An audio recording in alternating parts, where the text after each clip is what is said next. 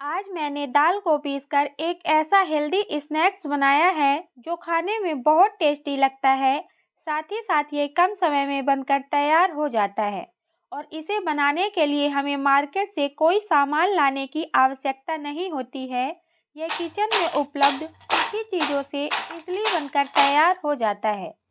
तो ये खस्ता परतदार मठरी देखकर आप सोच रहे होंगे कि यह मठरी मैंने मैदे से बनाई है, पर इसके लिए मैंने बिल्कुल भी मैदे का यूज़ नहीं किया है। यह मठरी मैंने मूंग दाल और गेहूं के आटे से बनाई है। तो मैंने यहाँ पर 1/4 कप मूंग दाल लिया है, जिसे मैंने 3-4 बार साफ पानी से धोकर उसमें पानी डालकर उसे भीगने के लिए छोड़ दिया था। तो इसके बाद मूंग दाल अच्छे से भीग कर रेडी हो गई है। मैंने 1.5 घंटे पहले ही मूंग दाल को भीगने के लिए छोड़ा था। मूंग दाल भीगने में कम टाइम लेता है, तो यहाँ पर मूंग दाल अच्छी तरह से भीग गया है। अब मैं इसका एक्सेस वाटर निकाल लूँगी और मूंग दाल को अलग कर लूँगी। तो एक छन्नी की सहायता से इसका सारा पानी अलग कर लेना है। तो यहाँ पर मूंग दाल का सारा पानी अलग हो गया है। अब मैं इसे एक मिक्सर के जार में ट्रांसफ़र कर लूँगी। तो इस कटोरी में जितना भी सारा मूंग दाल है, सारे मूंग दाल को मैं इस जार में डाल लूँगी और हमें इसका एक दरदरा टेक्सचर रेडी करना है। मतलब हमें मूंग दाल का कोई महीन पेस्ट रेडी नहीं करना है। इसका एक हमें दरदरा टेक्सचर ही चाहिए मूंग दाल की खस्ता मठरी बनाने के लिए। तो यहाँ पर आप देख सकते हैं मूंग दाल का जो हमने पेस्ट बनाया है, इसमें कुछ खड़ी मूंग दाल भी है। तो बस हमें इसी स्टेज तक इसे पीसना है, इससे ज़्यादा इसे पीसने की कोई आवश्यकता नहीं है। और हाँ, जब आप मूंग दाल को पीसें तो इसमें कोई भी पानी ऐड ना करें। मूंग दाल में जितना भी मॉइस्चर रहेगा उससे यह अच्छी तरह से पीस कर तैयार हो जाएगी।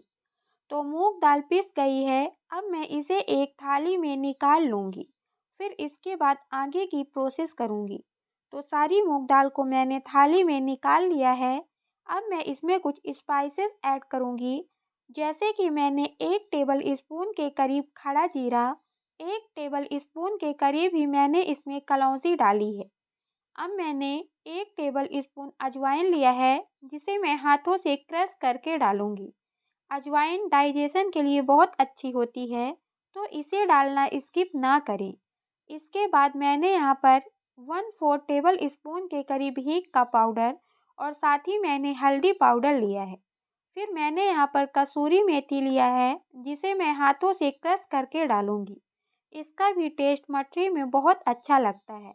फिर मैंने 1/4 टेबल स्पून के करीब आमचूर पाउडर और रेड चिली पाउडर लिया है। अब इसके बाद इस रेसिपी का मेन इंग्रेडिएंट, जिसकी वजह से यह बहुत खस्ता बनकर रेडी होती है, वह है सूजी। तो मैंने यहाँ पर 1/4 कप महीन वाली सूजी लिया है और साथ ही मैंने स्वादानुसार नमक ऐड किया है। फिर मैंने 1 पिंच के करीब बेकिंग सोडा डालना है।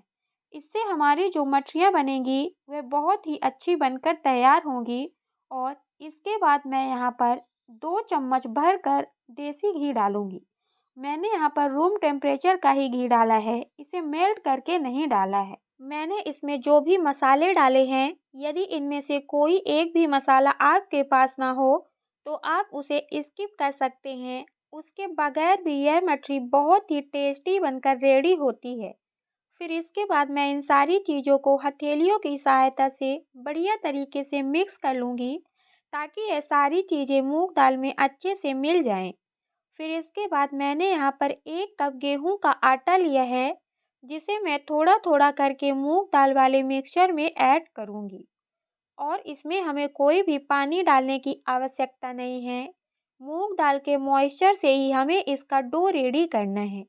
तो मैं यहाँ पर थोड़ा थोड़ा करके आटा डाल रही हूँ, ताकि आटा ज़्यादा ना हो और हमें कोई पानी डालने की आवश्यकता ना हो। तो यहाँ पर मैं इसका एक सॉफ्ट सा डो लगाकर रेडी कर लूँगी। जो मैंने 1 कप गेहूं का आटा लिया था, उसमें से थोड़ा सा आटा बच गया है। मतलब कि हमने यहाँ पर 3/4 कप गेहूं के आटे का यूज़ किया है। फिर मैंने जो डो को रेडी किया है, उसे ढककर करीब 10 से 15 मिनट साइड में रख दूँगी, ताकि वह और भी अच्छे से सॉफ्ट हो जाए। हम परतदार मछली रेडी करने के लिए एक मिक्सचर बनाएंगे जिसे कि साटा कहा जाता है। तो इसके लिए मैंने यहाँ पर 2 चम्मच भरकर देसी घी लिया है और साथ ही मैंने 2 चम्मच गेहूं का आटा लिया है। इन दोनों चीज़ों को बढ़िया तरीके से 1 से 2 मिनट के लिए फेंट लेंगे तो यह एक अच्छा सा मिक्सचर रेडी हो जाएगा। तो जिससे कि हम इसको अपनी मछलियों के बीच में लगाएंगे तो हमारी मछली बहुत ही परतदार बनकर रेडी होगी। साटा भी तैयार है। अब हम चलते हैं अपने डो के साइड। तो डो को अभी हमें हाथों से मसलते हुए करीब 2 से 3 मिनट तक इसे मसलना है ताकि यह और भी सॉफ्ट हो जाए। फिर मैं इसका एक लोई बनाऊंगी और उसको बढ़िया से बेल लूँगी। तो यहाँ पर मैं चकला में थोड़ा सा आटे की डस्टिंग करूँगी ताकि जो हमारा डो है वह चकले में चिपके नहीं। अब मैं इसे बेलन की सहायता से बढ़िया तरीके से बेल लूँगी। हमें इसे बहुत मोटा नहीं रखना है और ना ही बहुत ज़्यादा पतला रखना है, क्योंकि बहुत ज़्यादा पतला कर देंगे ना तो ये जो खड़ी मूंग दाल है वह निकल जाएगी और यदि बहुत ज़्यादा मोटा कर देंगे तो मछली बहुत ज़्यादा खस्ता नहीं रेडी होगी। जब हम इसे फ्राई करेंगे तो यह बहुत खस्ता नहीं बनेगी। तो यहाँ पर मैंने इसको बेल लिया है और इसे कुछ ऐसे गोल शेप में काट लिया है। इसको गोल शेप में काटने के लिए आप किसी भी चीज़ का यूज़ कर सकते हैं। आप कुकीज़ कटर का भी यूज़ कर सकते हैं। फिर मैंने एक्सेस परत को निकाल लिया है और यह हमारी गोल गोल पूरियाँ बनकर रेडी हैं, जिसमें मैं बीच में लगाऊंगी साटा वाला मिक्सचर और उसे ऐसे फोल्ड कर लूँगी। फिर इसके बाद यहाँ पर भी साटे वाले मिक्सचर को लगाकर इसे फोल्ड कर लूँगी। तो यहाँ पर समोसा शेप वाली मछली बनकर रेडी है। आप कोई भी मछली का शेप दे सकते हैं। आपको जैसा शेप पसंद हो आप वैसा शेप दें। आप चाहे तो यह गोल पूरियों को ही फ्राई कर लें, यह भी खाने में बहुत टेस्टी लगती हैं। फिर इन सारी पूरियों को भी सेम प्रकार से पहले साटा लगाना है, फिर फोल्ड करना है, फिर साटा लगाना है, फिर फोल्ड करना है और ऐसा तिकोना शेप समोसा वाला शेप रेडी कर लेना है। पहले मैंने छोटी लोई ली थी, इसीलिए टोटल 4 मछली रेडी हुई थी। अब मैंने यहाँ पर बड़ी लोई ली है और इस तरह से बहुत संख्या में मछली बनाकर रेडी कर ली है सेम प्रोसेस के थ्रू। फिर अब हम इस मछली को फ्राई करेंगे, जिसके लिए मैंने यहाँ पर कढ़ाई में रिफाइंड ऑयल डाला है और मैंने यहाँ पर चौड़े तले वाली कढ़ाई ली है, जिससे कि कम तेल में ही मछली अच्छे से फ्राई हो जाएं। फिर मैंने एक एक करके सारी मछलियों को ऐड कर दिया है और उसे अच्छी तरीके से क्रिस्पी ब्राउन होने तक फ्राई कर लूँगी। तो मछली बढ़िया से फ्राई हो गई है और इसका कलर भी अच्छा आ गया है। तो इसे मैं एक छन्नी में निकाल लूँगी ताकि इसका जो एक्सेस ऑयल है वह भी निकल जाए और इसे एक प्लेट में रख देंगे ताकि इसकी जो परत में ऑयल भर गया है वह निकल जाए और हमारी मछलियाँ खाने में ज़्यादा ऑयली ना लगें। फिर सेम प्रोसेस के थ्रू सेकंड बैच भी फ्राई कर लेंगे।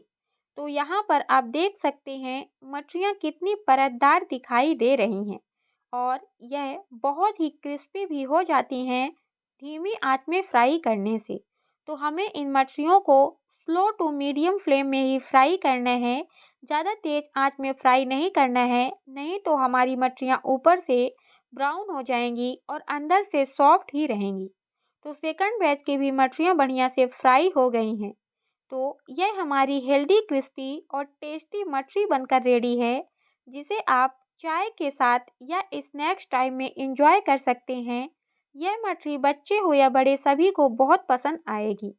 तो मैंने यहाँ पर एक मछली को तोड़ कर दिखाया है। आप इसका अंदर से भी टेक्सचर देख सकते हैं कितना बढ़िया क्रिस्पी दिख रहा है। तो आप भी यह मछली ज़रूर से बनाएं और इसका लुत्फ़ उठाएं। तो आपको यह रेसिपी कैसी लगी कमेंट बॉक्स